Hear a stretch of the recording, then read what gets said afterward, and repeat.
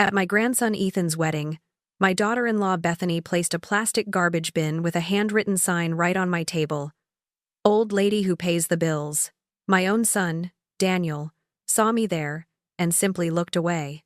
I smiled, though my heart ached, knowing this was their chosen battleground. Little did they know, their cruelty had awakened something powerful within me.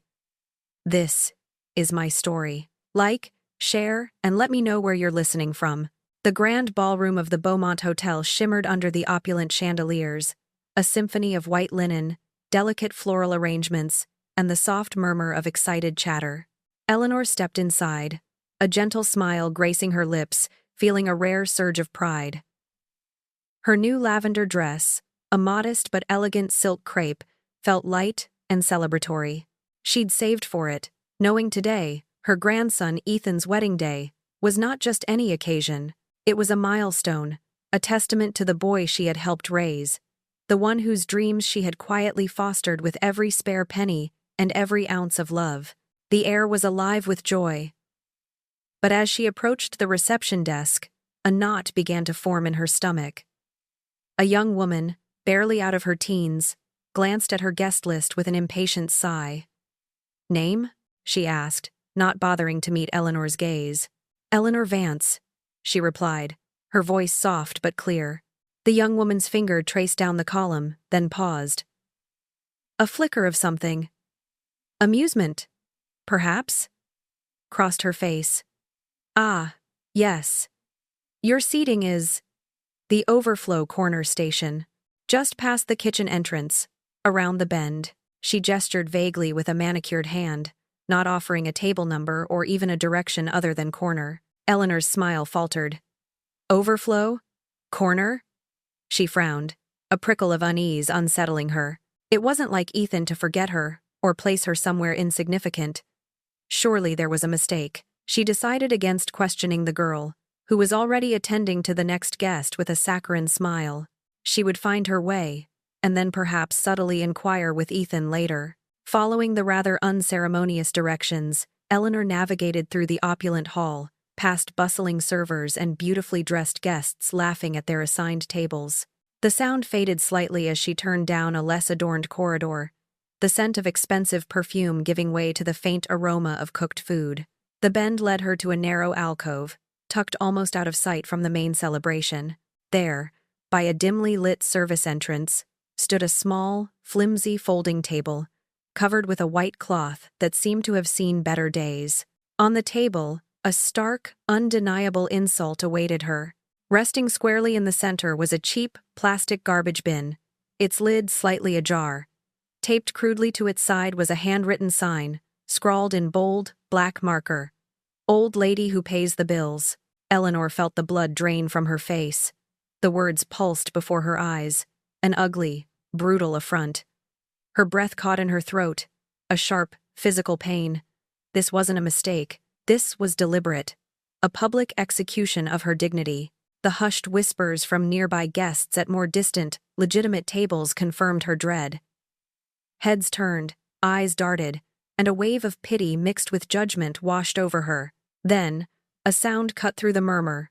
A sharp, triumphant laugh. Eleanor's eyes snapped up.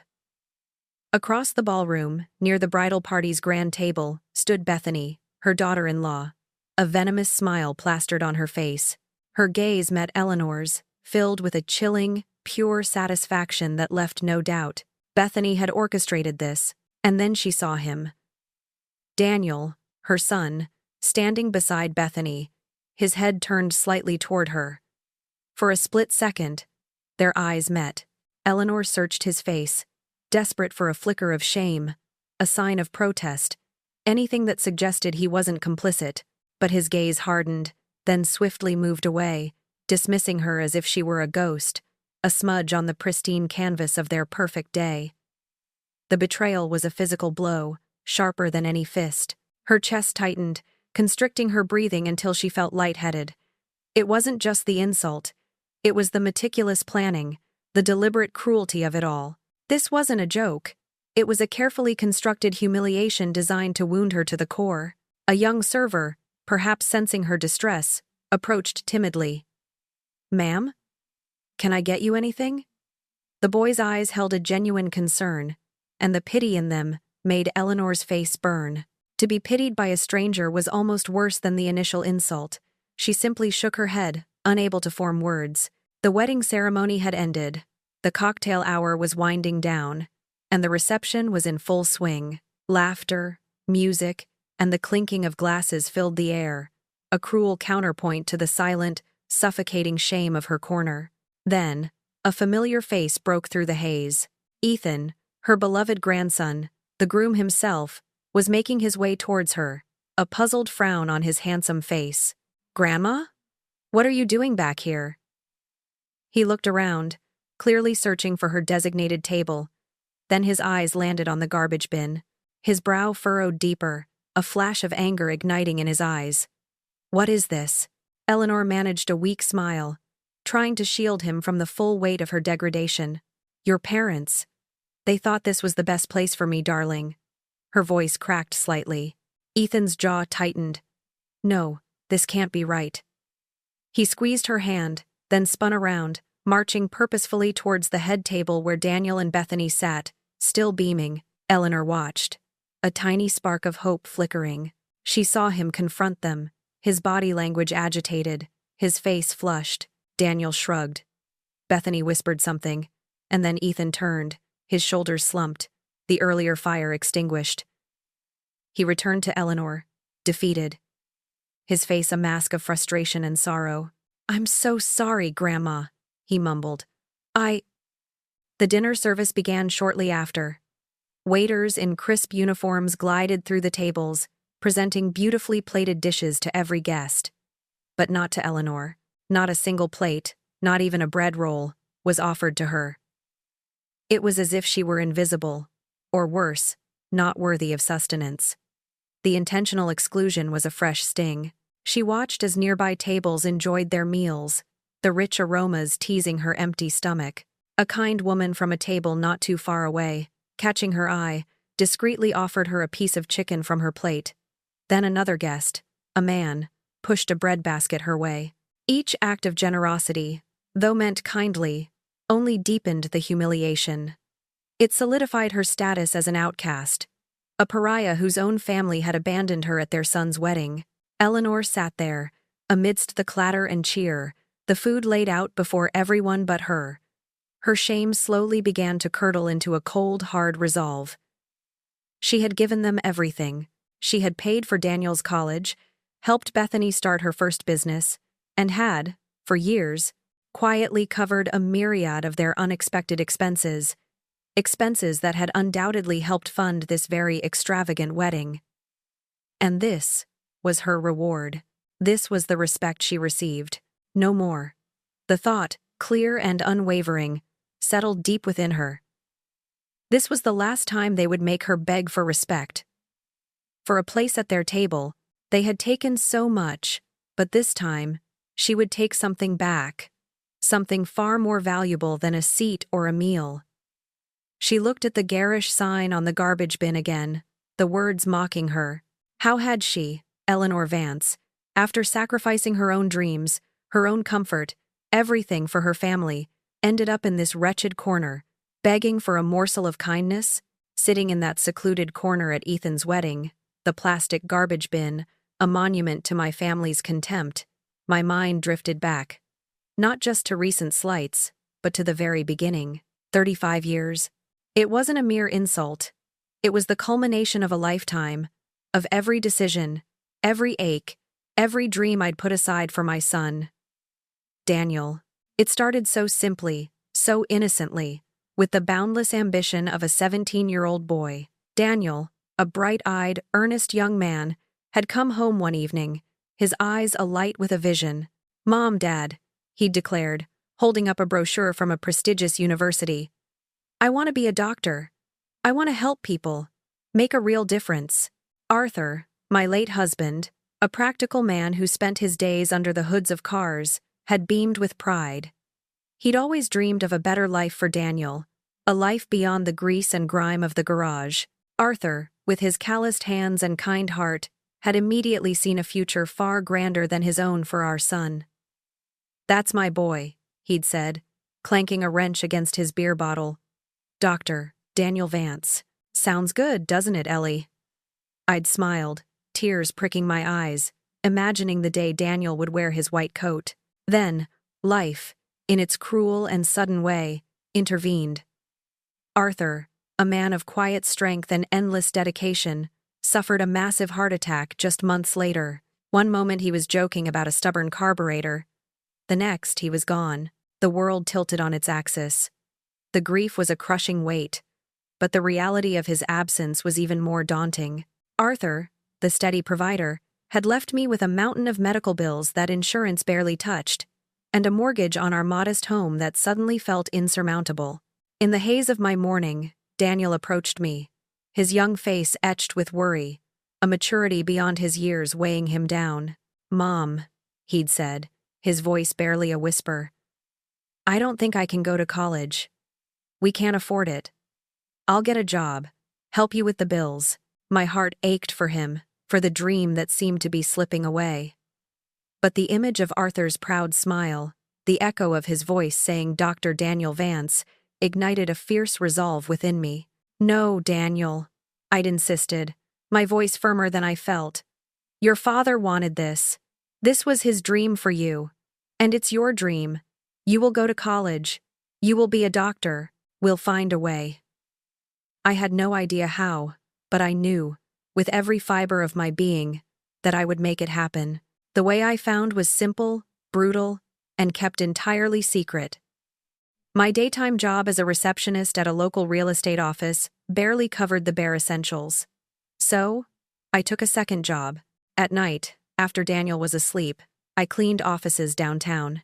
From midnight until 4 in the morning, I'd push heavy vacuums, scrub toilets, and polish floors.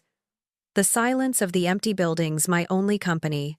I'd grab 4 hours of sleep, sometimes less, before my alarm clock screamed me awake to start my morning shift. The exhaustion was bone deep, a constant ache behind my eyes, but the thought of Daniel's future, of honoring Arthur's last wish, kept me going. But 2 jobs weren't enough. Tuition, books, living expenses. The costs quickly outstripped my meager earnings. So, I added a third job. Weekends, while Daniel studied or spent time with friends, I cleaned houses, dusting, scrubbing, mopping, laundry for strangers. My hands, once soft, became raw and chapped, perpetually aching. My back screamed by Sunday evening, and my feet felt like lead weights. Each morning, I'd force myself out of bed, sometimes with tears of pain in my eyes, but always with the image of Daniel, diploma in hand, smiling brightly. Every penny I earned from those extra jobs went into a separate savings account, labeled simply, Daniel's future. I wouldn't buy new clothes, rarely ate out, and lived on the cheapest groceries I could find. My pride swelled with every dollar saved, a tangible symbol of my unwavering commitment. Daniel, in those early college years, was full of gratitude. His calls home were frequent, filled with enthusiastic accounts of his classes, new friends, and the challenges of pre-med. "Mom, you're amazing," he'd say, his voice warm with affection. "I promise, when I'm a doctor, I'll take care of you. You won't have to work another day in your life." Those words were my fuel, my comfort, my promise of a future where my sacrifices would be repaid. Not just financially, but with love and respect. Then came the unexpected expenses. During his sophomore year, Daniel called, sounding distraught. "Mom, I'm really struggling with organic chemistry. The professor is impossible. Everyone says I need this really expensive private tutor, or I'll fail. And if I fail, I might not get into med school." My heart sank. Failure wasn't an option. The smell of disinfectant and stale linen became my constant companion, but the tutoring sessions were paid for. The demands grew more sophisticated. When Daniel informed me that all the serious pre-meds were joining a specific fraternity that required substantial initiation fees and annual dues, I didn't hesitate. "It's essential for networking, Mom," he'd explained earnestly. "It gets me connections, helps me stand out." I looked down at my left hand, at the simple gold band that Arthur had placed there over 2 decades ago. It was my last precious link to him, a symbol of our life together. Selling it felt like severing a part of my soul, but what was a ring compared to Daniel's future? The pawnshop gave me enough. He got his fraternity. By his junior year, the calls began to change. They grew shorter, less frequent, and almost always culminated in a request for money. The enthusiastic updates faded, replaced by justifications. "Mom, I need a new laptop. This one is too slow for all the research I have to do. It's essential for my studies. All my classmates are going on a spring break trip to Mexico. It's important for networking, Mom, for building connections in the medical community." I'd send the money, my heart a little heavier each time, but still clinging to the dream, still believing in the boy who had promised to take care of me. After all, he was becoming a doctor. This was just part of the journey. The real turning point, the shift that slowly but irrevocably estranged me from my son, began the day Daniel brought Bethany home. He was in his final year of medical school, bright, ambitious, and utterly smitten. Bethany was everything I wasn't. Impeccably dressed, effortlessly poised, and, as I soon learned, from a family of considerable wealth. She was a nursing student. Ironically, though I often wondered if her true calling was simply to collect expensive designer bags. The first time she visited our modest house, the house Arthur and I had worked so hard for, her eyes, sharp and assessing, swept over my worn furniture, the faded wallpaper, and the little trinkets that were so dear to me. A faint, almost imperceptible curl of her lip told me everything. It wasn't disdain, not overtly, but a subtle judgment, a quiet dismissal of everything I had built. She offered a polite, almost pitying, smile. "It's cozy," she'd said, the word dripping with condescension. Over dinner, as Daniel proudly recounted my tireless efforts to put him through school, Bethany's questions began. Her tone was casual, yet it carried an edge. "Isn't that a bit much? Surely Daniel could have taken out loans. Most medical students do." She made it sound like my sacrifice was an eccentricity, an unnecessary burden, almost an embarrassing display. I felt a blush creep up my neck, suddenly self-conscious about my calloused hands and tired eyes. Daniel, engrossed in his own conversation about medical advancements, didn't seem to notice the shift in the room's atmosphere. He simply smiled, oblivious. A few weeks later, after one of Bethany's visits, I found a magazine left open on my coffee table. The article, highlighted with a neat yellow marker, was titled, "Breaking Free from Toxic Family Dynamics: When Financial Support Becomes Manipulation." My heart sank. The words, though subtly placed, were a clear message. A poisoned dart aimed directly at me. Bethany saw my love, my sacrifice, not as support, but as a controlling mechanism, a form of emotional blackmail. The realization was chilling. Medical school's final years brought even larger expenses: residency applications, board exam fees, travel for interviews. The costs seemed endless. My health, already fragile from years of relentless work, began to suffer.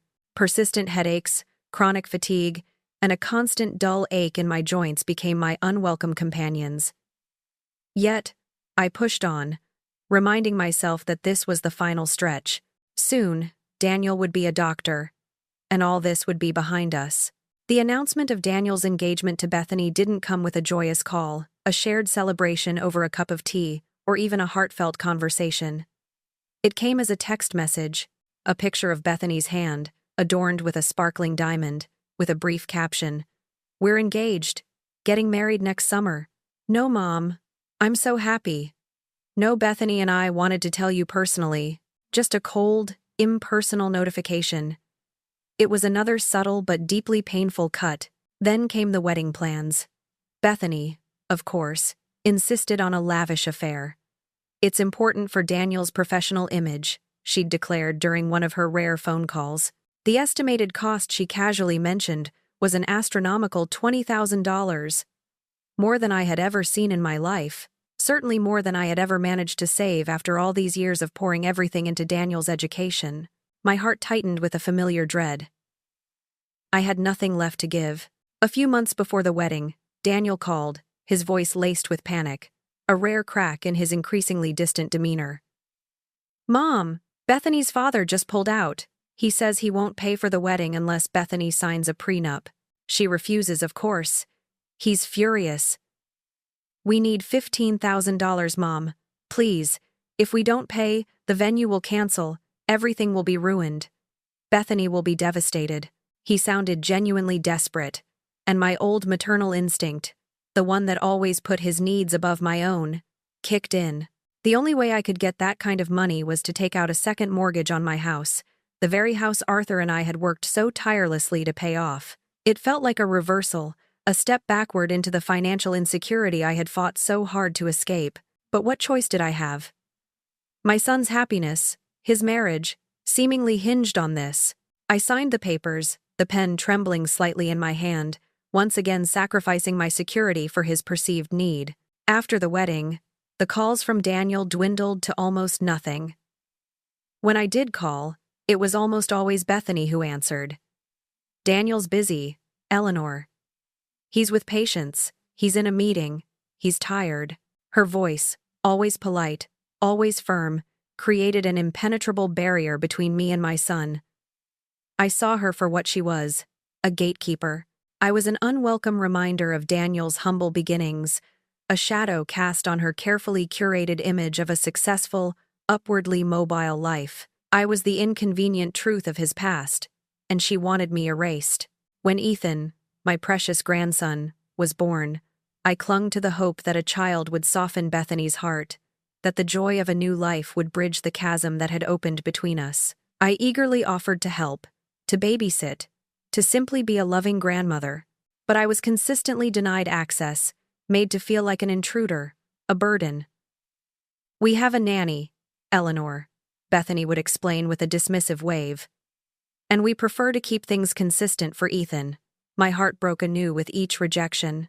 Despite the emotional distance, despite the clear message that I was unwanted, my financial support continued, albeit in a different guise. They bought a beautiful house, far grander than anything I could have imagined.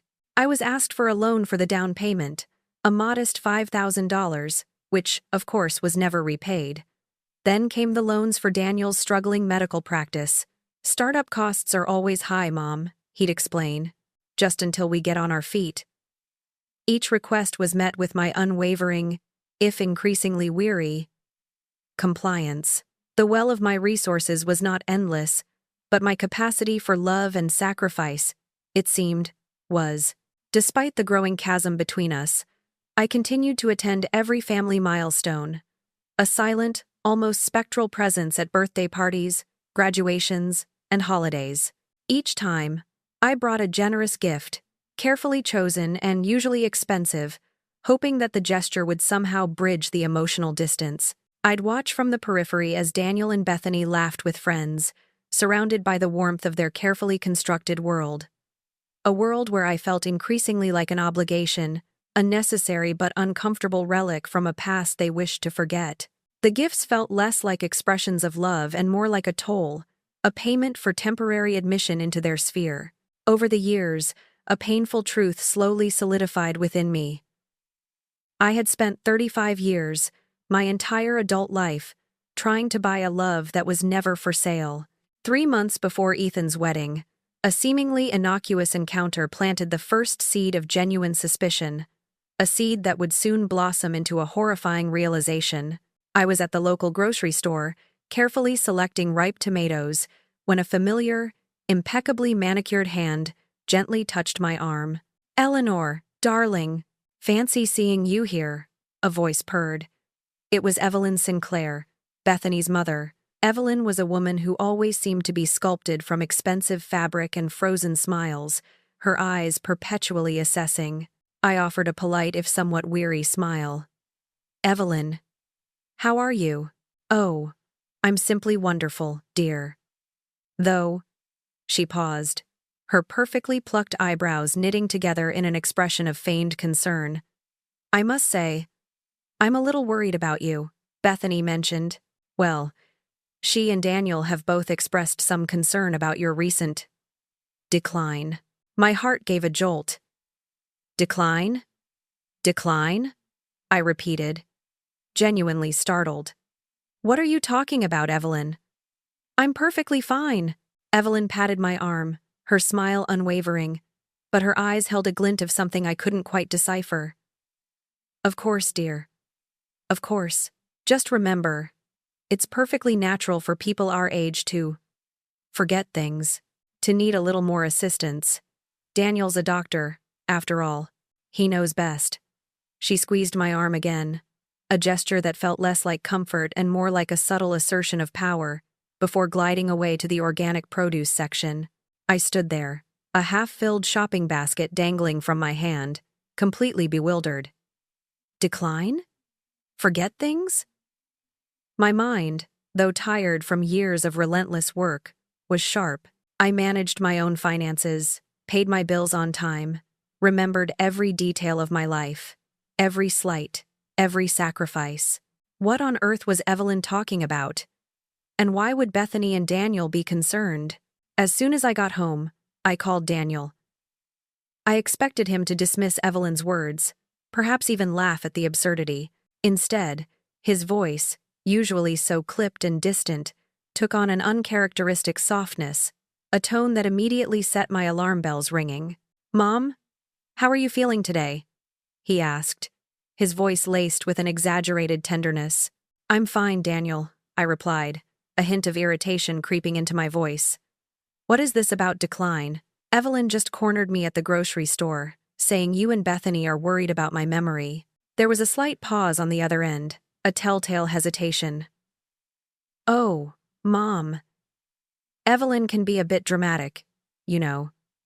He chuckled, but the sound was forced. "It's just, well, we've just been a little worried about you lately, that's all. You know, you're not getting any younger. Sometimes you mention things, or forget details, and it just makes us concerned." "Forget what details, Daniel?" I pressed, my bewilderment giving way to a nascent anger. "My memory is perfectly fine." No, of course not, Mom. Not forget. Not exactly." He backpedaled, his voice becoming evasive. "Just little things. You know, sometimes you repeat yourself, or you get dates mixed up. We just want to make sure you're okay. And if you're ever confused about anything at all, you know you can always talk to me. I'm your son. I'll always be there to help you." His words, meant to be reassuring, felt like a veiled threat, a chilling suggestion that my sanity was somehow in question. Confused? About anything? I was bewildered. My mind, if anything, had grown sharper with age, honed by years of managing multiple jobs and navigating the complexities of my strained family dynamics. I knew exactly where I was, what day it was, and every single broken promise and slight that had brought me to this point. A cold dread began to settle in my stomach. This wasn't Evelyn's concern, or Daniel's genuine worry. This was something else. This was a narrative being constructed, a story being told about me, without my knowledge or consent. Why? What could they possibly gain from painting me as senile, as forgetful? I hung up the phone, the receiver feeling heavy in my hand. The quiet hum of my refrigerator suddenly sounded menacing. The old house, once my sanctuary, felt like a trap. Something was very wrong. My instincts, honed over a lifetime of quiet observation and careful navigation, screamed at me. They were up to something. I looked around my familiar living room, at the worn armchair where Arthur used to read, at the framed photos of a younger, happier Daniel. The kindness that had once been my guiding principle hardened into a steely resolve. I would not be dismissed. I would not be gaslit. I would not be manipulated. I decided, then and there, that I would investigate.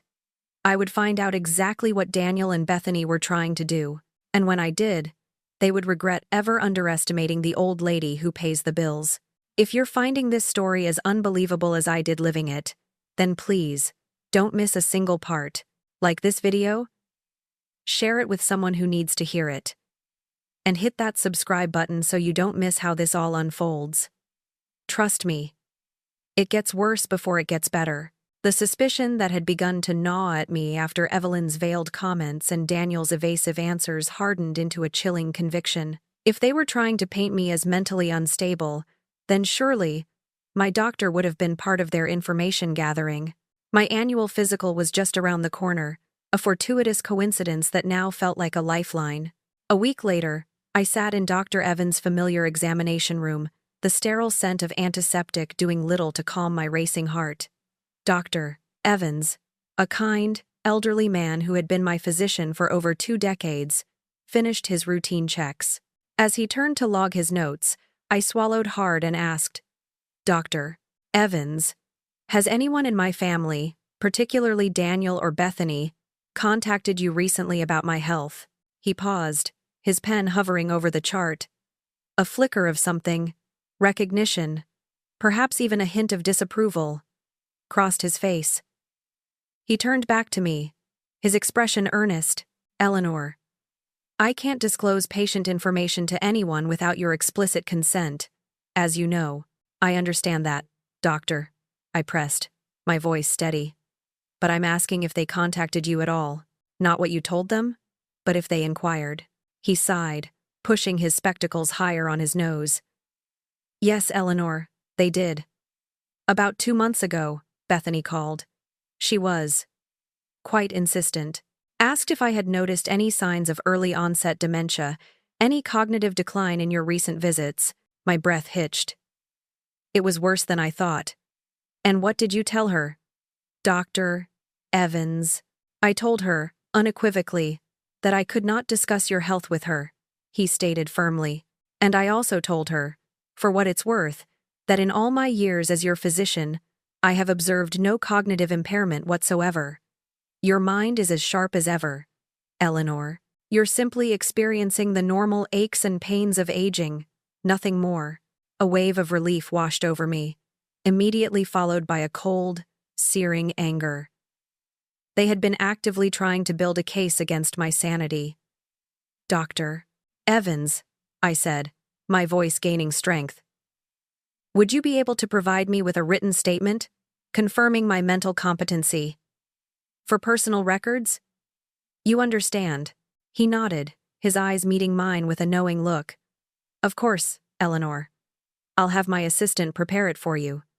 It'll be ready by the end of the week." Armed with my doctor's unequivocal assurance, I began my own quiet investigation. Over the next few weeks, I made a series of seemingly casual phone calls to friends, neighbors, even distant relatives I hadn't spoken to in years.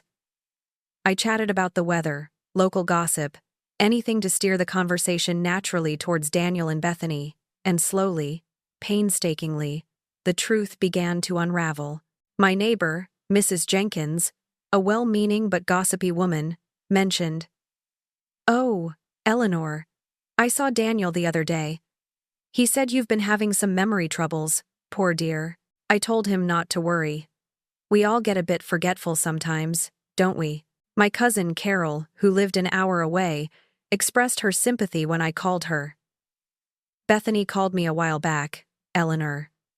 Said Daniel was really worried about you, that you were getting confused. I told her you always were a bit scattered, but that's just your way, isn't it?" "Nothing to fret over," I said. "A bit scattered?" My hands trembled as I listened, the casual comments painting a horrifying picture. Then came the call to Patricia, a former co-worker from my real estate office, with whom I still shared a friendly rapport. "Patricia, darling, how have you been?" I began, heart hammering against my ribs. After catching up, I casually mentioned Daniel. "Oh, yes, Daniel," Patricia replied, her voice tinged with pity. "He called me a few months ago, asking about your old records, said you were having trouble remembering to pay your bills, and he was trying to help you sort things out. I told him you were always meticulous with finances, but he insisted you weren't quite yourself lately." I was so sorry to hear it, Eleanor. So sad when people start to decline. That was the final, devastating piece of the puzzle. Daniel. He had called my former employer, actively constructing a false narrative of my mental incompetence. The realization hit me with the force of a physical blow. Bethany hadn't just made a few snide remarks. She, with Daniel's active participation, had systematically spread insidious lies about my mental decline to everyone in our social circle. To my friends, to my family, even to my former workplace. Suddenly, everything clicked into place. Their increasing exclusion of me, the subtle ways they made me feel unwelcome, the outright banishment at Ethan's wedding with the old lady who pays the bills sign. It all made perfect, horrifying sense. It wasn't just cruelty, it was a calculated strategy. If I was mentally unfit, then my marginalization could be explained away as responsible caregiving. My isolation wasn't abandonment, it was protection. My inability to handle my own affairs was a convenient excuse for them to step in, to take control. I pieced together their endgame with chilling clarity. They wanted to prove me mentally unfit. To what end? To challenge my financial decisions? To gain control over my assets? My house? The meager savings I had left after funding their lives? Even my social security checks? All of it could be theirs if they could successfully paint me as a senile old woman incapable of managing my own affairs. They were building a case, meticulously, cruelly, to strip me of my independence, my dignity, and my remaining resources. The anger I had felt before was a mere ember compared to the inferno that now raged within me. They wanted to erase me, to make me an invalid, a burden, so they could exploit me further. But they had underestimated me. They had mistaken my quiet patience for weakness, my love for blind devotion. The old lady who pays the bills was about to show them exactly what she was capable of. The outrage and betrayal simmered within me, but beneath it, a strange sense of clarity began to emerge. They thought they were dealing with a senile old woman, easily manipulated, easily dismissed. They saw me as poor, as dependent, as a relic, but they had no idea who I truly was, or what I truly possessed. My mind drifted back, not to the recent past, but to that agonizing period after Arthur's death. Beyond the medical bills and the mortgage, there had been something else. Arthur, always the quiet provider, had insisted on a robust life insurance policy. It wasn't just a modest payout to cover final expenses, it was substantial, far more than I had ever let on to anyone. At the time, with my grief still raw, I'd been overwhelmed. But Arthur's best friend, a savvy financial advisor, had gently guided me. "Eleanor," he'd advised, "don't touch this unless absolutely necessary. Invest it. Live modestly, and let it grow." And so I had. For 35 years, while I worked my multiple jobs, scrubbing floors and folding laundry, I had also been quietly, meticulously, managing Arthur's legacy. Every penny from the insurance, carefully invested, reinvested, and nurtured, had grown into a fortune. The poor cleaning lady, the woman who couldn't afford a decent seat at her grandson's wedding, was in fact a quiet millionaire. My substantial portfolio, managed with the same diligent care I applied to every aspect of my life, was worth millions. I had lived modestly, not out of necessity, but out of choice, and to honor Arthur's memory. The house I'd taken a second mortgage on for Daniel's wedding, it had been paid off for years. I had merely borrowed against my own equity, again, for Daniel. The irony was bitter. Here they were, Daniel and Bethany, trying to manipulate a woman who could buy and sell their entire lifestyle 10 times over. They saw my frugality as poverty, my quiet demeanor as weakness, and my unwavering support as a sign of my desperation for their affection. It was a stark, brutal realization that Daniel, despite his prestigious medical degree, had learned nothing about true value, about integrity, about respect. He had allowed Bethany, a woman driven by greed and social climbing, to systematically destroy my dignity, and in doing so, had destroyed any vestige of my respect for him. A newfound sense of power, cold and precise, settled deep within me. This wasn't just about getting even. It was about reclaiming my truth, about demonstrating the true cost of their callousness. I began by making a meticulous list. Every financial contribution I had made to Daniel's life since Arthur's death. Tuition, books, living expenses, tutoring, fraternity fees, the networking trips, the new laptops, the medical school applications, the residency costs, the wedding, the down payment for their house, the countless loans for his struggling practice. The total, when I finally tallied it, was staggering. Millions, and not once, in all those years, had Daniel or Bethany ever asked how I was affording it. Not once had they seen past their own needs to question the source of my endless generosity. It was simply expected, a bottomless well from which they freely drank. With this list, and my doctor's statement, I made an appointment with my lawyer, David Allen. David was a formidable man, sharp and astute, who had handled Arthur's estate and my subsequent investments. He knew my financial situation intimately. I sat in his plush office, the quiet hum of the air conditioning a stark contrast to the storm brewing inside me. I recounted everything: the wedding humiliation, Evelyn Sinclair's comments, Daniel's evasions, Bethany's insidious rumors, and my own quiet investigation. I laid out the proof, the doctor's note, the total sum of my contributions. David listened, his expression growing grimmer with each detail. When I finished, he leaned back in his chair, a look of profound disappointment on his face. "Eleanor," he said, his voice low, "I'm so sorry you've had to endure this. I want to change my will, David," I stated, my voice unwavering.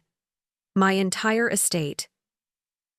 The $2.3 million in investments, and the house, valued at around $300,000. I want it all to go to charity." David raised an eyebrow, a flicker of surprise in his experienced eyes. "All of it, Eleanor? All of it," I affirmed. "I want specific instructions. A substantial portion to scholarship funds for aspiring medical students who truly value their education and come from humble backgrounds.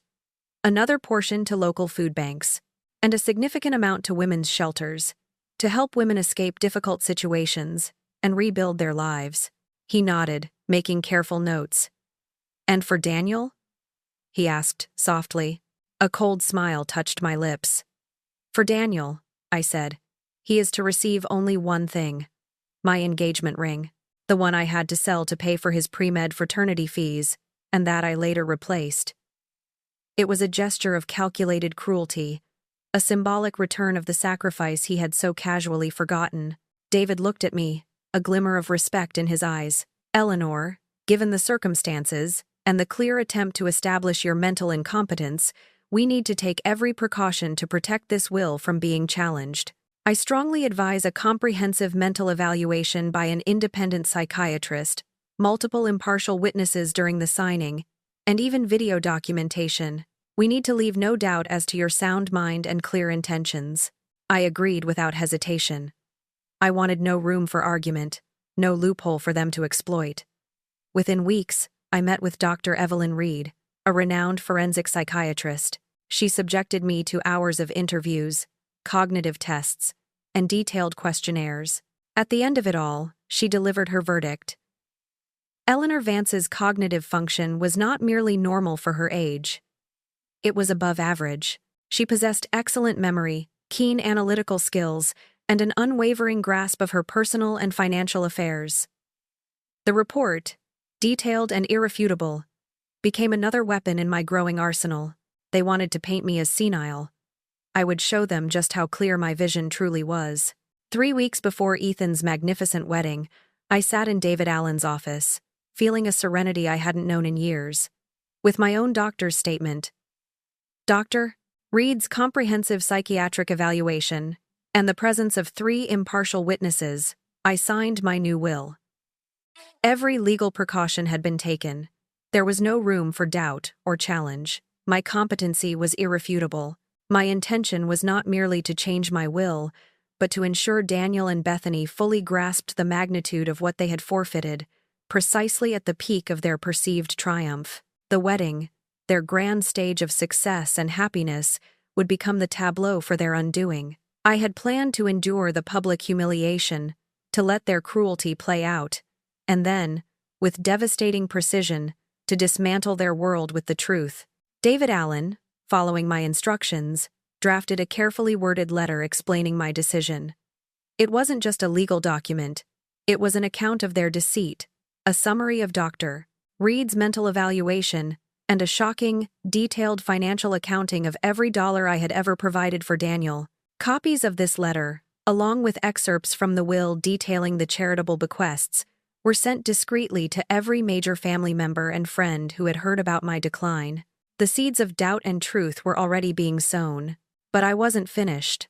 I hired a private investigator, a quiet, efficient woman named Sarah, to delve deeper into Daniel and Bethany's financial world. The results were sickeningly predictable. They were living far beyond their means, maintaining their opulent lifestyle based almost entirely on the expected inheritance from me. They had used this expectation as collateral for substantial loans, borrowing against my future demise. Sarah's investigation also revealed that Bethany had indeed consulted an estate planning attorney, making inquiries about elderly family member with cognitive decline and potential guardianship. The most shocking discovery, however, hit me like a physical blow. Bethany hadn't just inquired. She had actively researched and compiled a list of local care facilities specializing in dementia and Alzheimer's patients.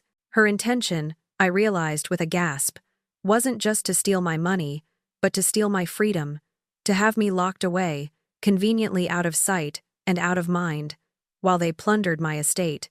The sheer cold-blooded calculation of it was unfathomable. This final, heinous revelation solidified my resolve. I instructed David to add a final, powerful instruction to my will, a detailed explanation, to be read aloud if the will was ever contested, laying bare their lies, manipulations, and their attempt to institutionalize me. It would serve as a permanent record of their treachery. The wedding day arrived. I sat in that isolated corner, the old lady who pays the bills sign a beacon of their malice. But beneath my calm exterior, I held a secret. In a small, elegant envelope tucked inside my clutch were copies of my new will and Dr. Reed's professional evaluation. My moment of triumph was carefully chosen.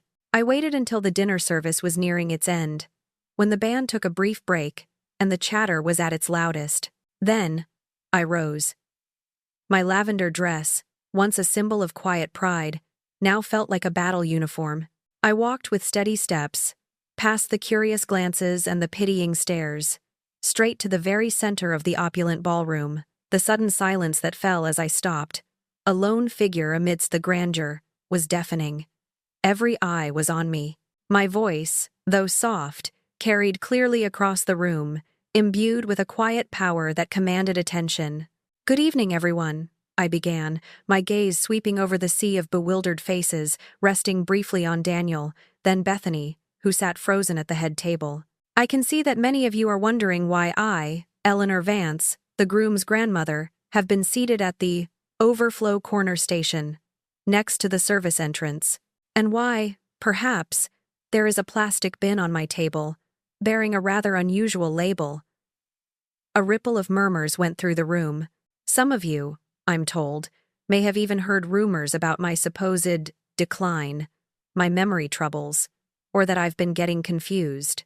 I pulled out Dr. Reed's evaluation, holding it up for all to see. Let me assure you all, my mind is as sharp as ever. My cognitive function is not merely normal, but above average for my age, according to Dr. Evelyn Reed, a forensic psychiatrist. Then, I turned my gaze directly to Bethany, her face now pale with dawning horror. "Bethany," I said, my voice cutting through the tension, "your systematic campaign to destroy my reputation, to paint me as senile and incompetent, has been truly impressive in its cruelty." I then pulled out a single sheet of paper, a summary of my financial portfolio. "You see, for 35 years, while I worked tirelessly to put Daniel through school, while I paid for your lavish wedding, your house down payment, and countless loans for your practice, I was also quietly managing Arthur's life insurance payout, a fund that has, over the decades, grown to be worth $2.3 million. Gasps erupted around the room. I recounted, in crisp, measured tones, the years of sacrifice, the multiple jobs, the selling of my wedding ring, and Daniel's unquestioning acceptance of every penny. Not once, I emphasized, did either of you ever question how I afforded it. You simply took And you plotted. My voice hardened. I know about your consultations with estate attorneys, Bethany. I know about your research into care facilities for dementia patients. Your intention was not just to steal my money, but to steal my freedom, to lock me away. Then, I delivered the final, crushing blow. And so, in full possession of my above-average mental faculties, I have executed a new will. My entire $2.3 million estate and my house will be donated to charity, to scholarship funds for deserving medical students, to food banks, and to women's shelters. Bethany let out a choked cry, her face ashen, and collapsed into her chair. Daniel, his face white, looked as if he might faint. The murmurs from the guests escalated into outright outrage. You see, Daniel, Bethany, I said, my voice devoid of emotion. You haven't just lost an inheritance. You've just thrown away $2.3 million. I then turned to Ethan, whose young face was a mixture of shock and profound sadness. Ethan, my dear grandson, I am truly sorry for doing this on your wedding day, but I needed you to understand why I cannot, in good conscience, be a part of your future children's lives, or continue to be exploited by your parents. I walked to the head table, the silent wedding band members now watching with wide eyes, and gently placed a small, beautifully wrapped teddy bear next to the bridal couple's untouched cake. It was the gift I had intended for Ethan's first child, a symbol of the love I once held. This was my gift, I said softly. My goodbye. And with that, I turned and walked out of the ballroom, leaving behind the shattered remains of their perfect day. 6 months had passed since Ethan's wedding day. 6 months since I had walked out of that ballroom, leaving behind the wreckage of Daniel and Bethany's carefully constructed illusions.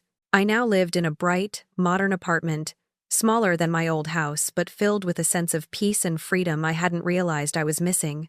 My phone, which once rang with Daniel's incessant requests, now occasionally buzzed with his desperate, unanswered calls. I had long since learned to ignore them. The fallout from my announcement was swift and brutal, a cascade of consequences that echoed through their lives. The public humiliation at the wedding, magnified by the letters David had sent, had spread like wildfire through their social circles. Daniel's medical practice, already struggling, hemorrhaged patients who no longer trusted a doctor capable of such calculated cruelty to his own mother. Their memberships at the exclusive country club, a cornerstone of Bethany's social ambition, were revoked. The carefully cultivated image of success and respectability crumbled, exposing the rot beneath. Bethany, unable to cope with the sudden loss of status and the public scorn, suffered a nervous breakdown. I heard through the grapevine that she was now in intensive therapy, a consequence of her own venomous machinations. Her elaborate designer wardrobe, once her pride, was slowly being sold off to make ends meet. As for their finances, the expected inheritance I had shattered was indeed their collateral. Their loans were called in, leading to the foreclosure of their grand house, the repossession of their luxury cars, and the dismantling of their opulent lifestyle. It was a complete reversal of fortune, a meticulously earned downfall. I felt no profound guilt, no overwhelming satisfaction, just a quiet, unwavering understanding that choices have consequences, and they had chosen poorly. Daniel's voicemails, at first frantic with pleas, soon turned angry, blaming me for everything. How could you do this, Mom? You ruined everything. You betrayed your own son. Each accusatory word only further cemented my conviction that Arthur would have been deeply ashamed of the man our son had become. He still couldn't see past his own perceived loss to recognize the immense pain he had inflicted. Then, about 2 months after the wedding, a different call came. It was Ethan. His voice, tentative and strained, held a genuine note of apology. "Grandma," he began. "I'm so sorry. I should have stood up for you sooner. I didn't know." I agreed to meet him alone, at a quiet cafe far from their usual haunts. Over steaming cups of tea, Ethan confessed everything. The lies Bethany had spun about me over the years, painting me as manipulative, financially irresponsible, and increasingly unstable. How he had believed them, letting his parents filter their relationship with me. His voice choked with regret as he revealed the extent of Daniel and Bethany's current marital strife, their marriage now fractured beyond repair, held together only by a thin thread of shared financial despair. "Grandma," he said, his eyes earnest, "Olivia and I, we want you to be a part of our lives. Not because of any money, not for anything you can give us, just because you're my grandmother, and we genuinely love you." Olivia, his new wife, had proven to be a kind, gentle soul, far removed from Bethany's calculating nature. I looked at him, searching his eyes for any hint of ulterior motive, any shadow of his parents' greed. I saw only sincerity. "Ethan," I said gently, "you know my will has been changed. There's nothing for you, or your parents." He nodded, a small, sad smile touching his lips. "We know, Grandma. And honestly, we don't care." That was the beginning of a true, honest relationship.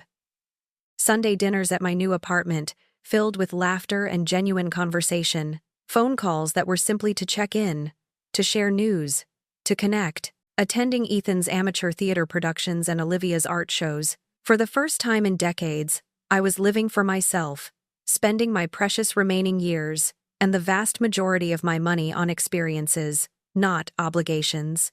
I enrolled in a cooking class, joined a lively book club, and embarked on weekend trips to explore quaint towns I had always wanted to see. The freedom was exhilarating, and my charitable donations were already making an impact. The Robert and Eleanor Henderson Scholarship Fund, established in Arthur's honor and my own, had already supported several deserving students. Local food banks had expanded their services, and a new wing for the women's shelter was being built, offering hope and refuge to those who truly needed it. It was a legacy far more meaningful than any lavish inheritance. Eventually, Daniel's calls ceased. His last voicemail, left months ago, was defeated, his voice hollow. He mentioned divorce, the bitter end of his medical career, and a faint, desperate hope for my forgiveness. I never called him back, but I kept the message, a stark reminder of the choices made and the paths diverged. As I prepared for dinner tonight, setting out the plates for Ethan and Olivia, and beginning to mix the ingredients for Ethan's favorite chocolate mousse, I looked around my peaceful apartment. I was no longer the humiliated woman exiled to a corner, but someone stronger, clearer, and truly free. I was making this dessert because I wanted to, not because I had to. And that, I realized, made all the difference.